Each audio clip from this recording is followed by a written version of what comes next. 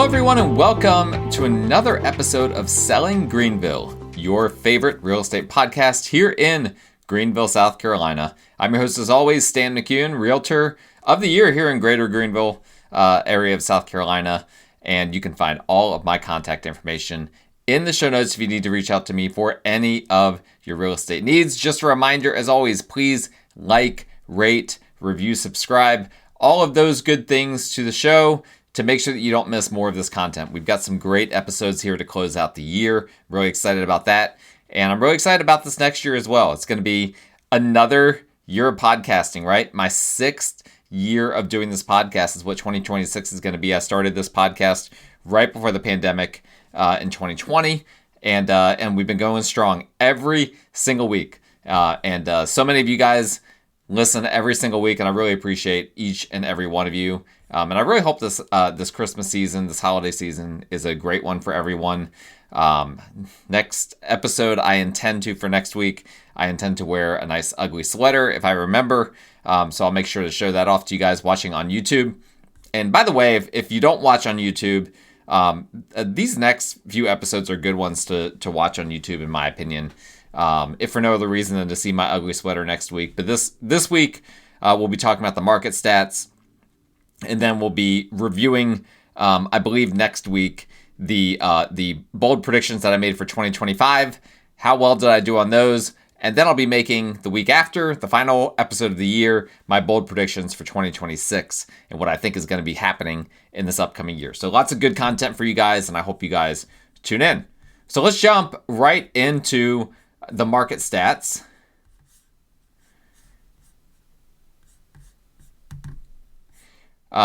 For the past month. So we are recording this in December the 16th. So we just now got the market stats for the month of November. I was kind of sweating this one out because the entire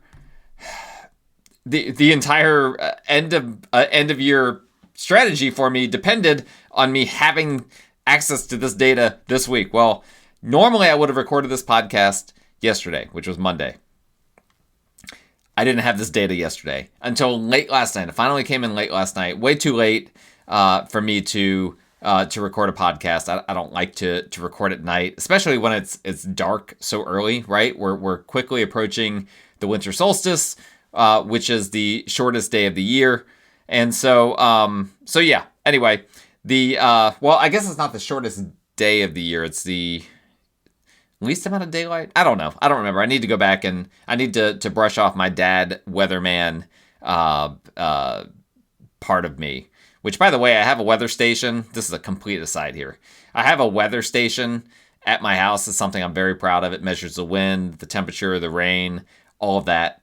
And the other night when we had that cold front come in, I looked back and it got down to 16.5 degrees. And the wind chill there was a decent wind chill as well. Because it was windy on top of that, somewhat windy. And so we had a teen temp drop here in Greenville in the month of December. That's pretty rare. Usually we get those, after the new year, if we have them at all. It doesn't normally go below 20 degrees around here, but it does every now and then. So we had a real cold one the other night. Thankfully, I don't know anyone whose heat went out or anything like that, so we're good to go there. All right. Jumping into the market stats, and we're going to start right at the top with new listings. New listings up 19.3% for the year over year. Let me actually look up something real quick.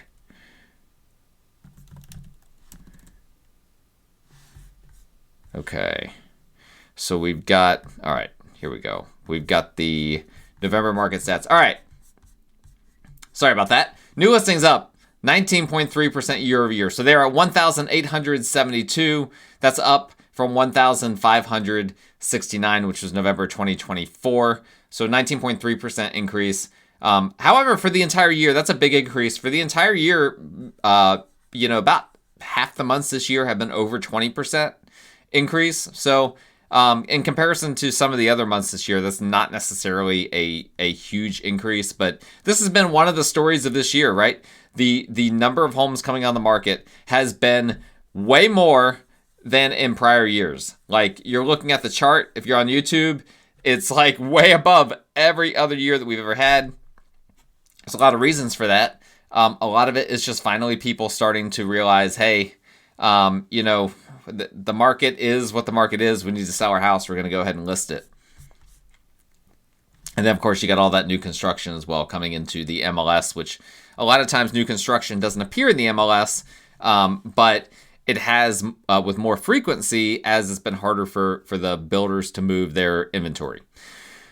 Pending sales, this is one of those numbers that's always incorrect for the most recent month. This is what I was just trying to pull up before, by the way, when I had that dead air time for a second there. So I wanted to pull up October stats. And so here's what we had. For October, originally it was 869. That got revised. These always get revised up, these pending sales. That got revised up from 869 to 1337. So nearly 500 unit increase. So that gave us a pending sale for the month of October. We got to go back then. A pending sale increase of 1%.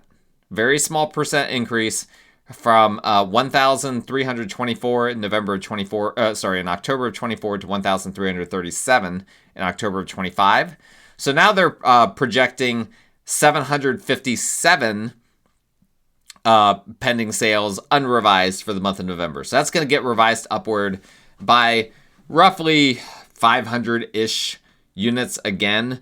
This one's going to be close, whether November is going to be up or down in comparison to last November, because last November was 1,223. So we're going to be really close. We're going to either be, an increase by 1% to 2% or a decrease by 1% to 2% is kind of what I'm anticipating there. But for the year, we're going to see, for the entire year, an increase in pending sales, and a pretty substantial one at that, I'll add, once it's all said and done.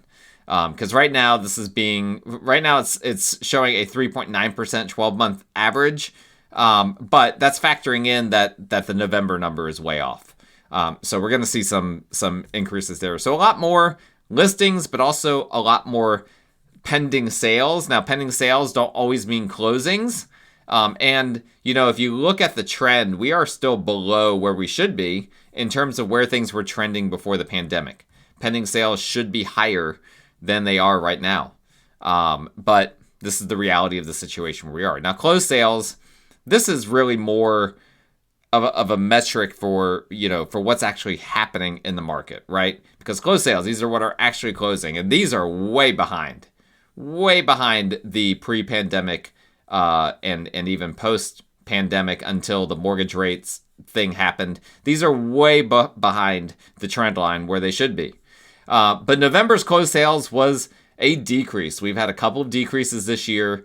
We had a year-on-year decrease in August. Now we had one in November. This is a pretty big one, a 4.8% decrease in closed sales from November of 2024, which had 1,281 closed sales. It went down to 1,220 closed sales in the month of November. I think that's just because we had such a strong September and October.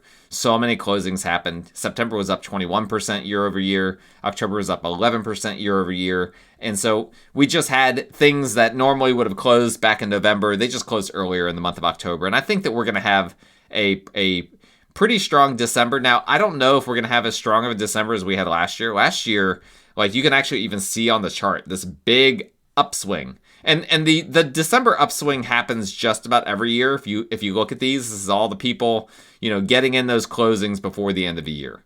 And I've had a few situations where I've had clients that wanted to close, that made an offer on a house or had an offer made on their house that was set to close after the end of the year. And one of the parties was like, no, we really want this to be during this calendar year for one reason or another. And so that's what ends up happening. So we'll definitely have an increase month over month. Once we get to December, I don't know that we're going to match, December of 24 was a big month. It was a really big month. It really wasn't much different than the spring months. And so we'll probably have a decrease in closed sales, I'm guessing, year over year once the December numbers come in later next month. Days on market until sale. This is an interesting one. We had our first decrease in a very, very long time. I mean, I have to go back and look at the data to see how long it's been. But we had a decrease from 53 days on market until sale. So this is the average number of days between when a property is listed and when an offer is accepted in a given month. So it was 53 days in November of 2024. It went down to 52 days in November of 2025. So that's super interesting. This is the first time that we've had days on market until sale go down year over year in over a year, probably over 2 years if I went back and really looked at it. And so this is going to be a very interesting one to track. Because, a lot of people have been saying, oh, we're expecting this number to keep going up. But it just hasn't. It's kind of stalled out in the 50s. Now, we did have a couple of months in earlier in the year, January, February, hit the 60s, but then it hopped right back down. Seems like the 60 days on market, so 2 months, right? Two months. Most homes are going under contract sooner than that. And so to get this average up above that, we need to see just homes lingering on the market longer. And what's happening is sellers have gotten wiser and they've finally adapted and figured out, okay, if my home's been on the market for a couple of months, I need to get it sold. I just need to have more realistic expectations in terms of, what my home is worth, et cetera, et cetera. Maybe they take it off the market, make some repairs, put it back on the market. But if your home is on the market for greater than 2 months, it really feels like a long time, and it is, because right now the average is 52 days before a home goes under contract. Median sales price was $315,000 for the month of November, and you look at the numbers for this year.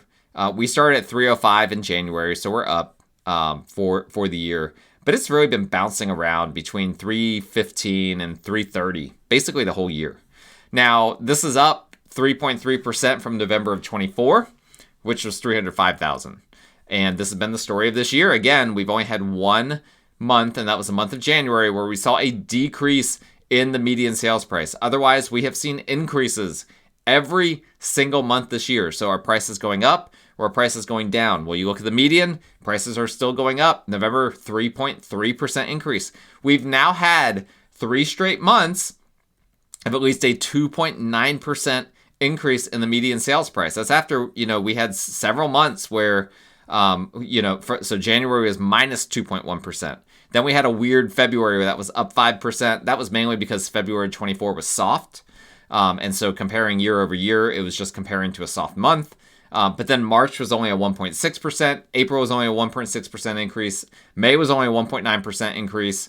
And then after that, we really started to see some upward movement in terms of these median sales prices.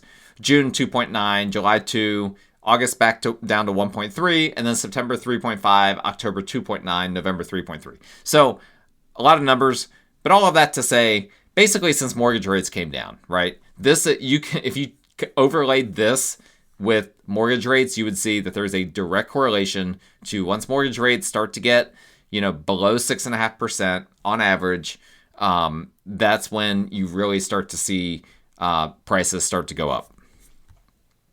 Same thing with average sales price. We had a 2.1% increase year over year. The average, if you're interested, I don't like the average as much as the median, but the average was 388,000 and change, 2.1% increase from the 380 and change that we had November 2024. We've had, unlike the median, we have had an increase every single month, year over year for the average sales price. Now, October was close. October was only a 0.4% increase, but we hopped back up to a 2.1% increase in November. So people ask you, what's the average sales price? Technically, it's 388, but I think that the most accurate metric is the median, 315,000. Percent of list price received, we've been hovering around, the low 98% range now for quite some time. We're still there, 98.2%. So this is the percentage found when dividing a property sales price by its most recent list price. So in other words, after any price reductions, then taking the average for all properties sold in a given month, not accounting for seller concessions like closing costs, commissions, etc.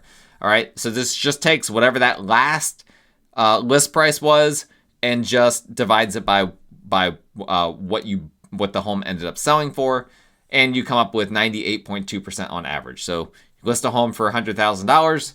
Reasonably speaking, you expect to get $98,200. How does that compare to last year? November of last year, 98.3, right?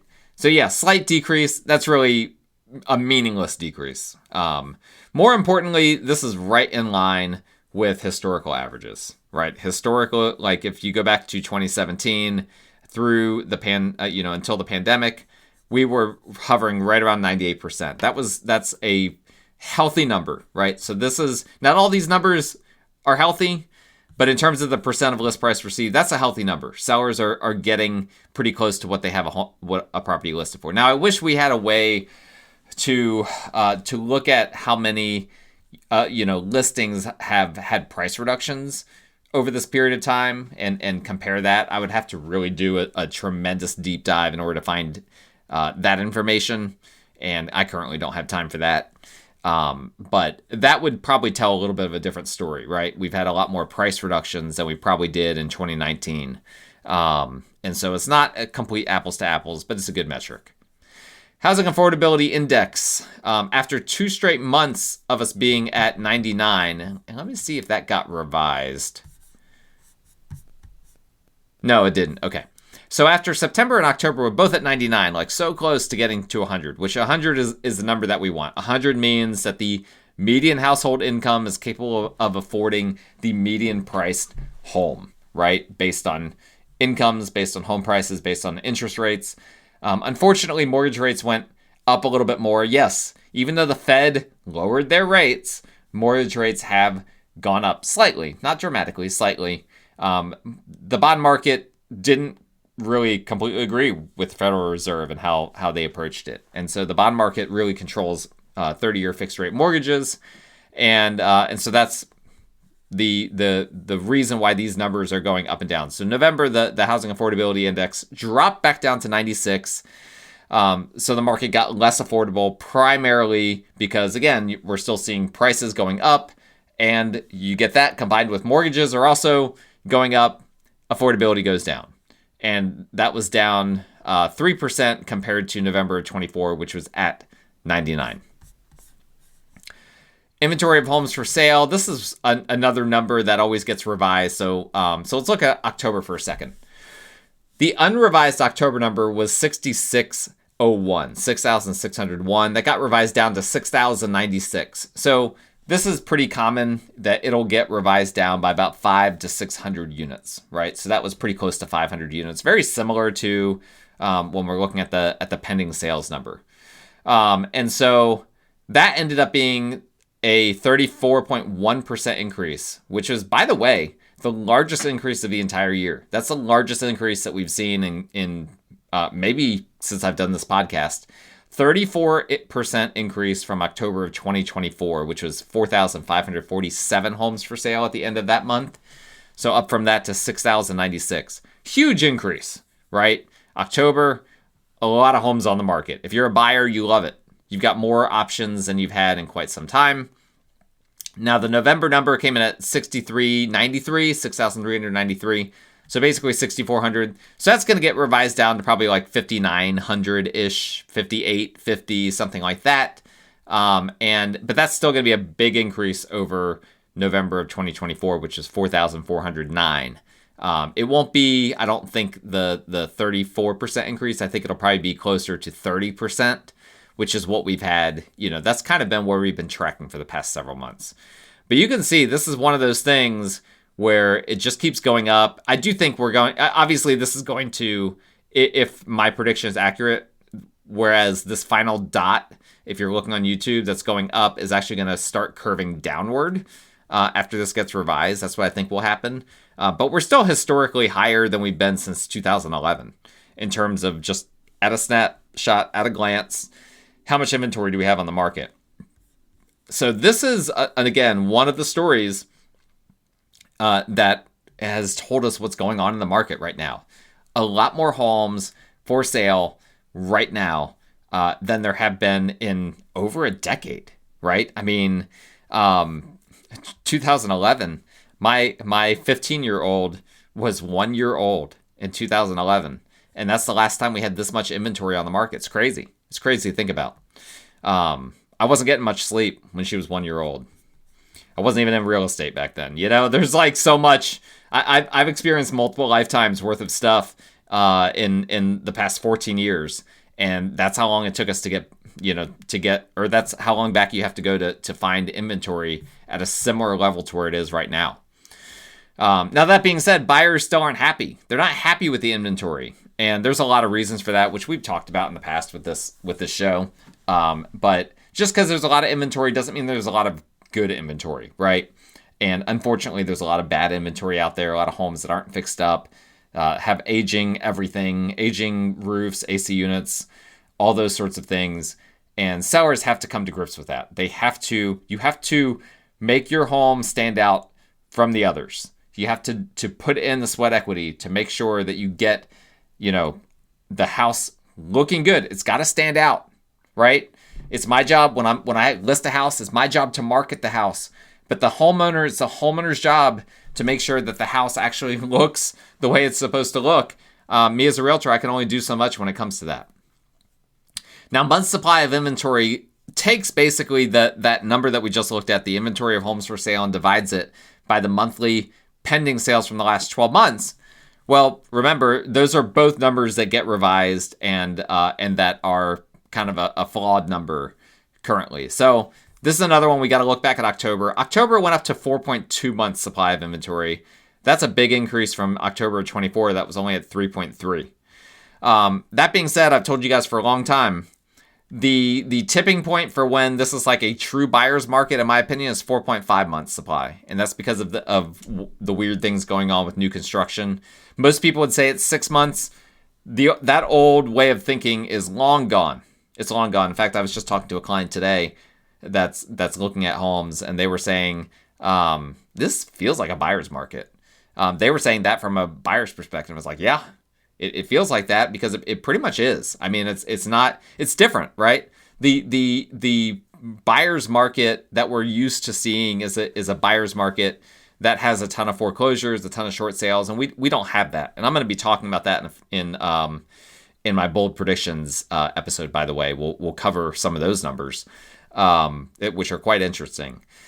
But this is a buyer's market without foreclosures, is what we're looking at, or at least what we're moving towards.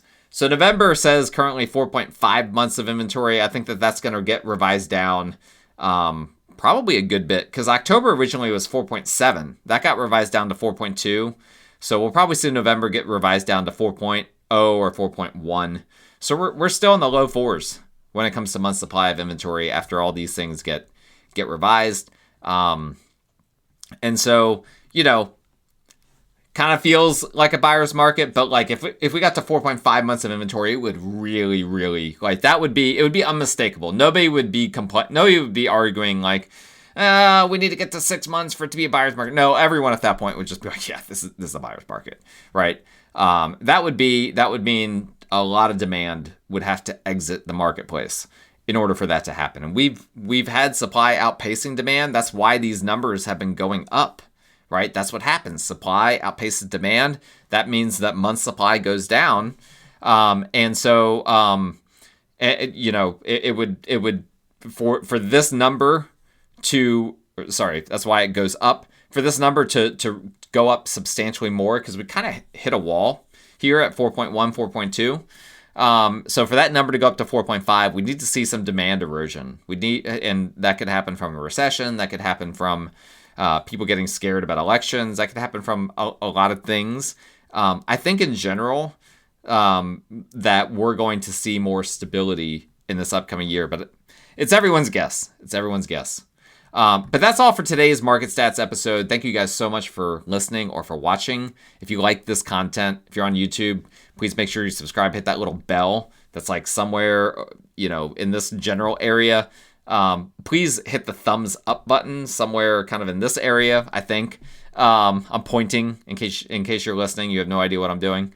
And if you're listening, please subscribe as well. If you can leave a 5-star review on Apple or Spotify, and anything like that would be really helpful. Really appreciate you guys listening. And if you need a realtor in the Greenville area, please contact me. My contact info is in the show notes. Would love to talk to you, at least have a conversation, right? Let's just have a conversation.